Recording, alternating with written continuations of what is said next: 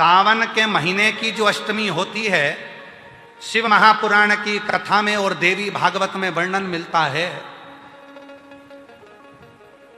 देवी भागवत में और शिव पुराण में वर्णन मिलता है, अष्ट सिद्धि नवनिधि 64 योगिनी सारी विद्या नव देवी सब सावन के महीने की अष्टमी तिथि के दिन महादेव से मिलन करने आती हैं। भगवान देवाधिदेव महादेव 11 रुद्र के रूप में, 12 ज्योतिर्लिंग के रूप में, सहस्त्र नामावली के रूप में शिव उनसे मिलते हैं, उनसे मिलते हैं। वो समय होता है प्रदोष का समय, शाम का समय, जब सावन के महीने की अष्टमी तिथि पड़े, चाहे वो उजाले की पड़े चाहे अंधेरे की पड़े, अष्टमी तिथि पड़े, शाम के समय 2 दीपक, एक लंबी बत्ती का एक गोल बत्ती का, शिव के मंदिर में अपनी कामना कर कर, जो बच्चों को अच्छी नौकरी चाहिए या कोई बीमारी का हल चाहिए या धन की कमी है या कोई समस्या है, एक लंबी बत्ती किसके लिए है? जम के बोलो, देवी के लिए। गोल बत्ती किसके लिए है? देव के। 2 बत्ती घी की, गोल बत्ती को जलाओ पहले, फिर लंबी बत्ती का जो दिया हो उसकी बत्ती का मुख गोल बत्ती की ओर हो, वो बत्ती अपनी ओर नहीं हो। समझ में आ रहा है ना सबको? जो बत्ती होती है, जब भोलेनाथ जी को भी मालूम है आज ये वाली कथा बाचेगा जब ये दिया आ गया हो। ये जो बत्ती का मुख है, देखो ये दिया, ये लंबी बत्ती, ये गोल बत्ती, तो ये जो गोल बत्ती है आपने यहां जलाई और ये लंबी बत्ती जो है ना, इसका मुख गोल बत्ती की ओर हो। 64 योगिनियां, अष्ट सिद्धि, नवनिधि, 9 देवियां, सारी विद्या, शिव जी की जो गोल बत्ती है, शंकर क्या है? ज्योतिर्लिंग, ज्योतिर्स्वरूप। मां दुर्गा क्या है? ज्योति स्वरूपा। क्या कहते हैं? ज्वाला महारानी की। ये ज्योति के रूप में जब हम गोल बत्ती के सामने अष्टमी के दिन प्रदोष के समय पर लंबी बत्ती का दीपक, पहले गोल बत्ती का दिया जलाया, फिर ये लंबी बत्ती का मुख उधर की ओर कर कर दीपक को जब हम प्रज्वलित करते हैं और अपनी जो कामना दोनों दीपक के सम्मुख में करते हैं, वो कामना पूर्ण होकर ही रहती है। पर करना क्या है? दोनों अष्टमी पर, सावन के महीने में जो उजाले पक्ष की अष्टमी आएगी उस पर भी करना है, और जो अंधेरे पक्ष की आएगी उस पर भी करना है। बड़ी सुंदर दीप बनाया है, जोरदार ताली बजाओ जिसने बनाया।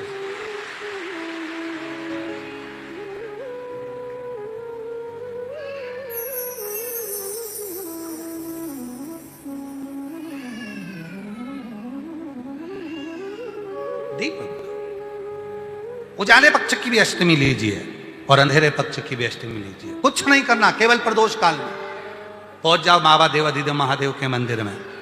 एक दीपक, दोनों दीपक साथ में रखो, एक दीपक गोल बत्ती का पहले जलाओ, लंबी बत्ती का दीपक का मुख गोल बत्ती की ओर करो, प्रज्वलित करो और बाबा को अपने मन का भाव करो। बाबा को अपने शमी के 5 पत्ते, बेलपत्री के 5 पत्ते, बेर के 5 पत्ते। क्या क्या चीज है जरा जम के बोलो? शमी के 5 पत्ते, बेर के 5 पत्ते और बेलपत्री के 5 पत्ते। महाराज, श्रावण महीने की दोनों अष्टमियों में से कोई भी अष्टमी, यह भी जरूरी नहीं है कि सोमवार की ही अष्टमी थी।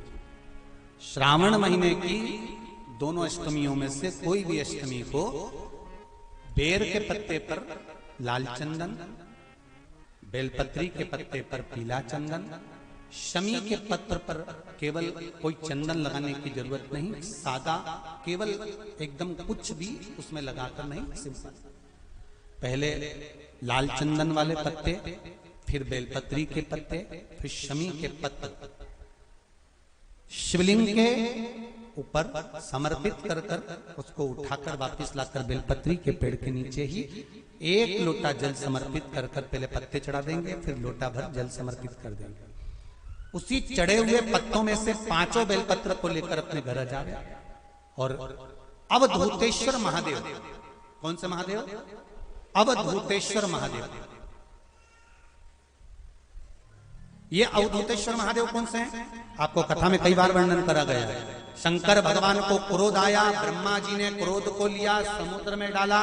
उस रूप को क्रोध का एक रूप था, क्योंकि जो मदिरा पान करने वाले होते हैं, व्यसन करने वाले होते हैं, गलत काम करने वाले होते हैं, इनको सुधार करे जाओ। जितना तुम समझाओगे ये उतना कबूल होंगे। तुम बच्चों से कहोगे गलत लड़के के साथ रह रहा मत रहे, तो और ज्यादा क्रोध करेगा, और चिड़चिड़ करेगा, और अपशब्द कहेगा। तो ये क्रोध को संयमित कर देगा। अवधूतेश्वर महादेव, अवधूतेश्वर महादेव का स्मरण कर 5 पत्तों को लेकर आइए। कुछ समय बाद जैसा जैसा समय की अनुकूलता मिले, आप किसी मदिरा का पान करने वाले या किसी व्यक्ति को वो पत्ते दोगे या प्रसाद के रूप में दो तो अच्छी बात है, नहीं तो उस पत्ते का थोड़ा थोड़ा भाग भी प्रतिदिन मात्र 21 दिन तक अगर थोड़ा थोड़ा भाग भी दे दिया जाए तो धीरे धीरे धीरे धीरे मदिरा पान, व्यसन, गलत आदतें छूटना प्रारंभ हो जाती है और वो शंकर की शरणागति ग्रहण करते हैं। महाराज शिव अर्चना, ये तो अभी अभी लोगों की थोड़ी सी सोच गलत हो गई। ये दुनिया के लोगों को ये तो मालूम नहीं है भगवान शंकर के लिए। हाँ, शंकर भगवान के पास में भांग रहती है, शंकर भगवान के पास में भांग रखी हुई होती है। शंकर भगवान का भांग का श्रृंगार होता है, क्योंकि उसको बूटी के रूप में, औषधि के रूप में लिया जाता है। पर कोई कहे कि शंकर भगवान भांग का नशा करते हैं, तो ये संसार के लोगों को समझा देना कि शिव भांग का नशा, मेरा भोलेनाथ भांग का नशा नहीं, शिव नशा। जब आप किसी कार्य के लिए आगे बढ़ रहे हो और वो कार्य हो ही नहीं रहा, बहुत प्रयास कर लिया आपने और वो काम हो ही नहीं रहा, अथक प्रयास कर थक गए, तब घर से जब निकलो तो एक विचार कर निकला, मुख से कहकर निकलना कि आज मैं इस कार्य के लिए जा रहा हूं और मेरे साथ मेरा महादेव जा रहा है। कौन जा रहा है? महादेव जा रहा है। वापिस आओगे, ज्यादा से ज्यादा ये होगा 15 दिन, 20 दिन, 25 दिन, 30 दिन लगेंगे। जो कार्य कर आए हो उसका रिजल्ट आपके पक्ष में जरूर आएगा, क्योंकि महादेव को आप साथ लेकर जाते हैं।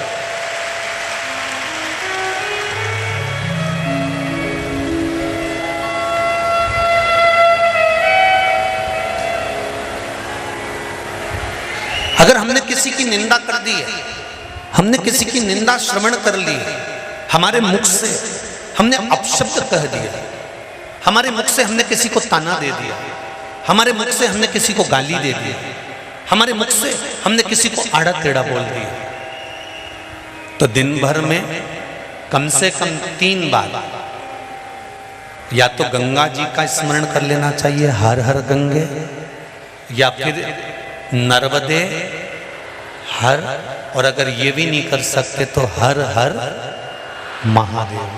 3 बार मात्र स्मरण कर लेने से जीव के मस्तक का जो पाप है वो क्षीण होने लगता है। समाप्त। तीसरे नंबर पर है भोले शंकर।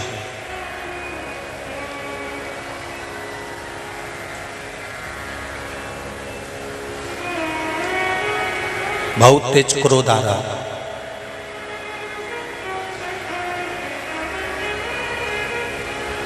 दो निर्णय पर आप बैठे हुए हो। एक मन कर रहा है इस लड़के से शादी करूं कि इस लड़के से शादी करें, इस लड़की से ब्याह करें कि इस लड़की से ब्याह करें, किराने की दुकान डालें कि जनरल स्टोर डालें, इस जगह पर नौकरी करूं कि इस जगह पर नौकरी करूं। उस समय पर जब 2 नाव सामने खड़ी है और एक नाव पर सवार होना है, उस समय पर एक बेलपत्र लेकर भोले शंकर का नाम लेकर एक बेलपत्र लेकर, भोले शंकर का नाम लेकर बेलपत्र के पेड़ के नीचे ही रखकर निर्णय ले लिया करो, वो निर्णय तुम्हारा सफल होगा, कभी भी निष्फल नहीं। एक बेलपत्र का बल कितना प्रबल है, स्कंद पुराण भी कहती है कि बेलपत्र का एक पत्ता, मात्र केवल एक बेलपत्र का पत्ता हमारे जीवन में सुख प्रकट कर देता है। दुनिया का कितना भी दरिद्र व्यक्ति हो, चाहे दुनिया का कोई व्यक्ति ऐसा हो जिसका कभी व्यापार चलता ही नहीं हो, उसने 50 बार बदल के देख लिए, फैक्ट्री चली नहीं रही, जिस काम को करने के लिए जाते हैं वो काम टल जाता है, आज की जगह कल, कल की जगह परसों, परसों की जगह नरसों, काम होता ही नहीं। बेटा बेटी का संबंध करने जा रहे हैं पर हो ही नहीं रहा।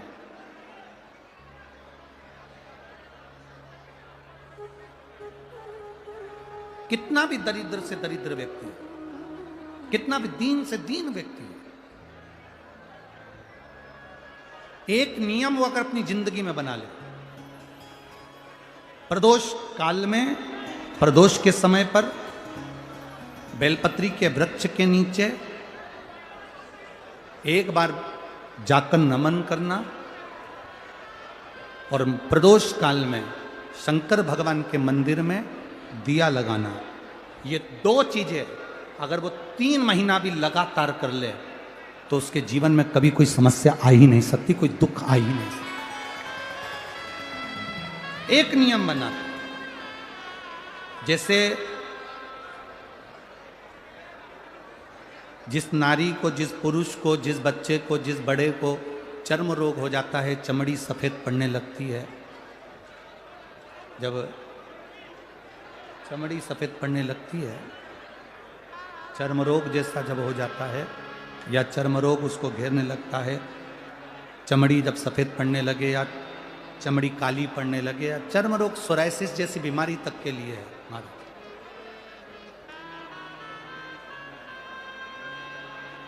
बेलपत्री के वृक्ष के नीचे की मिट्टी, बेलपत्री के वृक्ष के नीचे की मिट्टी, उसको जिस पात्र के अंदर शिवलिंग बनाने के लिए हम गलाएं, जिस पात्र के अंदर हम शिवलिंग बनाने के लिए उसको गलाएं, और शिवलिंग का निर्माण कर कर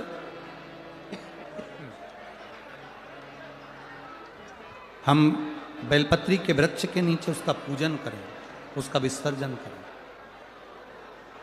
और बेलपत्री के नीचे की जो मिट्टी है, जिस पात्र में गलाई जाती है, उस पात्र के पानी का स्नान, उस मिट्टी का थोड़ा सा भाग अपने शरीर पर लगाकर, जहाँ सफ़ेद चमड़ी हो रही हो या श्वेत चमड़ी हो रही हो वहाँ लगाकर, और उसका स्नान करना यदि हम प्रारंभ करें।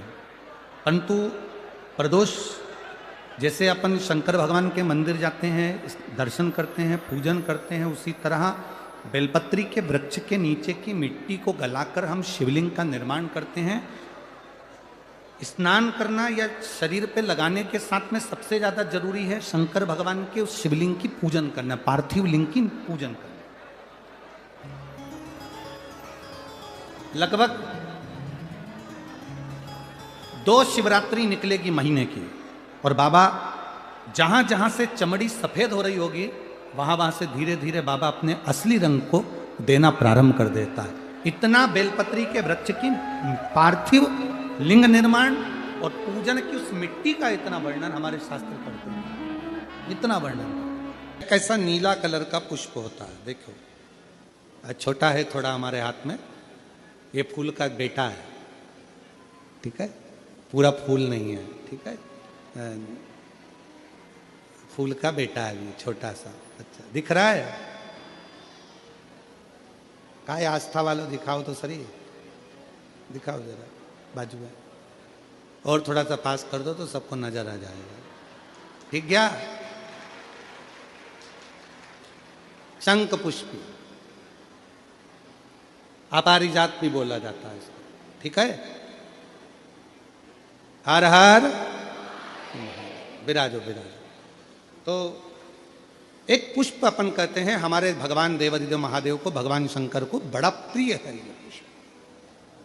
अब किसी से पूछा जाए, आप कह रहे हो कि शंकर भगवान को ये नीला फूल, ये शंख पुष्पी भगवान शिव को इतनी प्रिय क्यों है, भगवान शंकर को इतनी प्रियता क्यों है, कोई से पूछे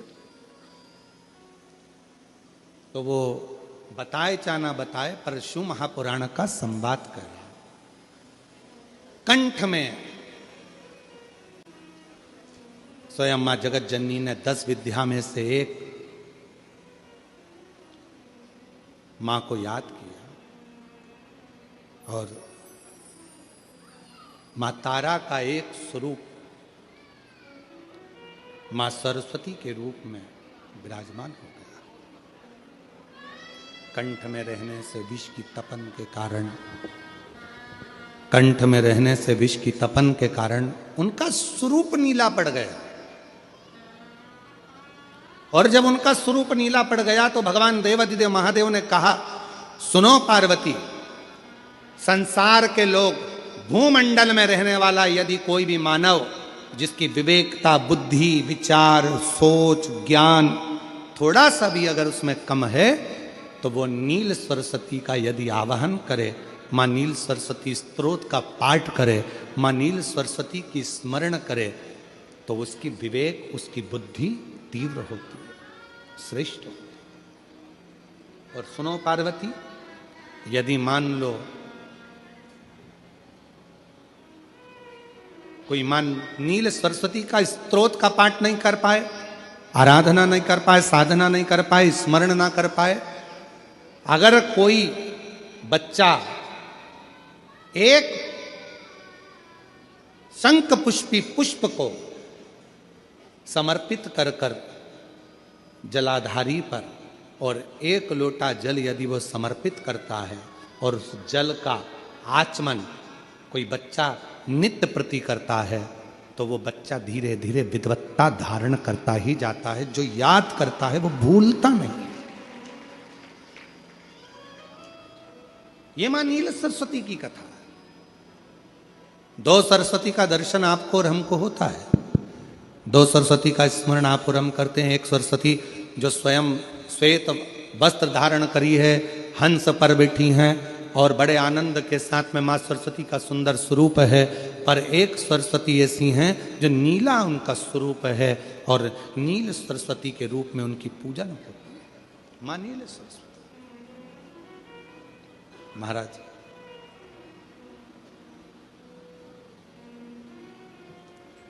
जैसे कोई कोई बच्चे ऐसे होते हैं कि जन्म लेने के बाद में उनकी राल टपकती रहती है, विद्वान नहीं हो पाते, पलंग पर पड़े रहते हैं, पांव हाथ काम नहीं करते हैं, और डॉक्टरों का इलाज चलता रहता है, पर वो रिटर्न नहीं आ रहा है। ये इनको बढ़ाओ ना।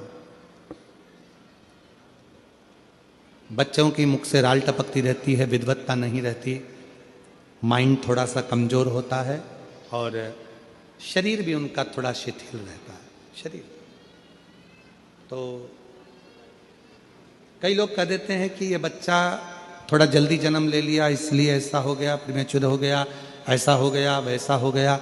दवाइयाँ भी चलती हैं, इलाज भी चलता है, पर उसका कोई लाभ नहीं मिल पाता, और वो बच्चा पलंग पर पड़ा रहता है, राल टपकती रहती है, बुद्धि काम नहीं करती। छोटे छोटे, भले वो 20 साल का हो गया, पर 8-10 साल के बच्चों जैसी उसमें विवेकता होती है, बुद्धि होती है।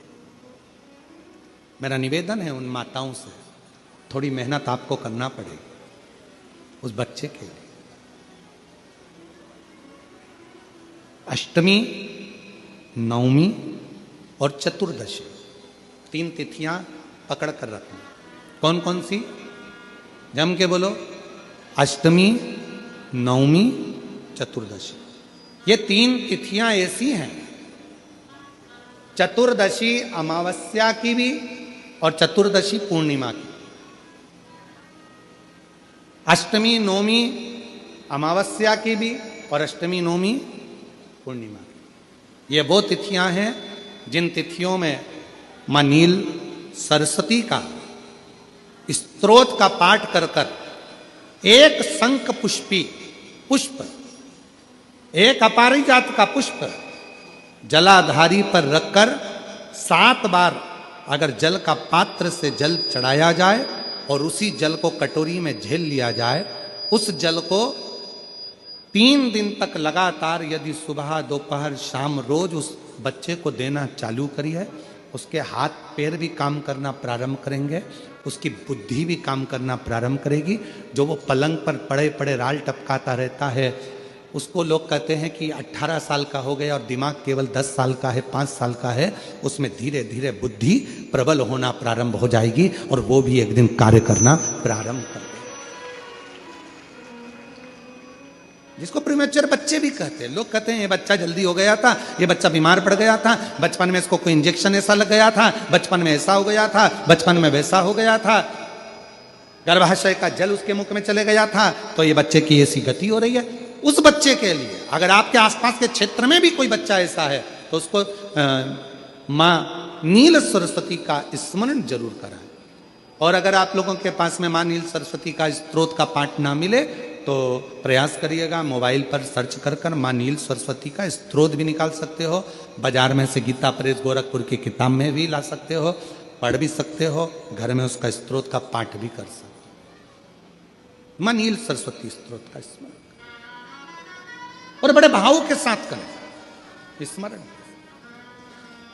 और कोई कोई माताएं कह देती हैं, कोई बच्चा कह देता है मम्मी मुझे याद नहीं होता, याद करता हूं परीक्षा हॉल में जाकर भूल जाता हूं, मैं कुछ पढ़ता हूं बाद में जाके भूल जाता हूं, स्मरण में नहीं रहता। तो उनसे भी निवेदन है, आप मां नील पाठ नहीं पढ़ सकते, स्तोत्र नहीं कर सकते, संस्कृत में नहीं पढ़ सकते, तो मां नील सरस्वती के नाम से अष्टमी, नवमी और चतुर्दशी के दिन एक शंख पुष्पी पुष्प को, नीला कलर का जो फूल होता है बेल में लगा होता है, जो शिव जी को अति प्रिय होता है, उस पुष्प को आप जलाधारी पर रख दीजिए। जलाधारी जानते हो ना सब लोग, शिवलिंग पर नहीं, जलाधारी पर रख दीजिए और जल चढ़ाना 7 बार प्रारंभ करिए। बाबा देव अधिदेव महादेव आपको याददाश्तता में प्रवर करेगा।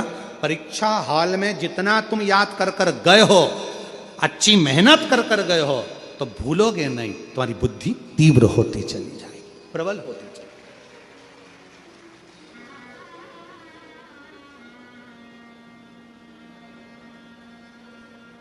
आजकल आयुर्वेद में आप लोग अगर आयुर्वेदिक दवाइयाँ लेते होंगे, आयुर्वेद वालों के पास यदि जाते होंगे, तो वो भी अगर बच्चा पढ़ने में कमजोर है, बुद्धि से कमजोर है, तो उसको शंख पुष्पी की चाय पीने का भी कहते हैं। बाजार में आती होगी शायद, है भैया कह रहे हैं कि बाजार में वो चाय भी मिलती है, नीली चाय। महाराज याददाश्ता के लिए, उसको प्रवर करने के लिए लोग शिव कथा कर रही है। कौन सी सरस्वती?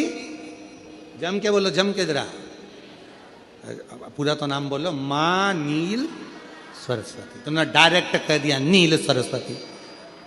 मां कौन लगाएगा? मां है ना अपनी, तो उसका संबोधन पूरा होना चाहिए। कौन सी सरस्वती? मां नील सरस्वती का स्मरण सुख देगा, आनंद देगा।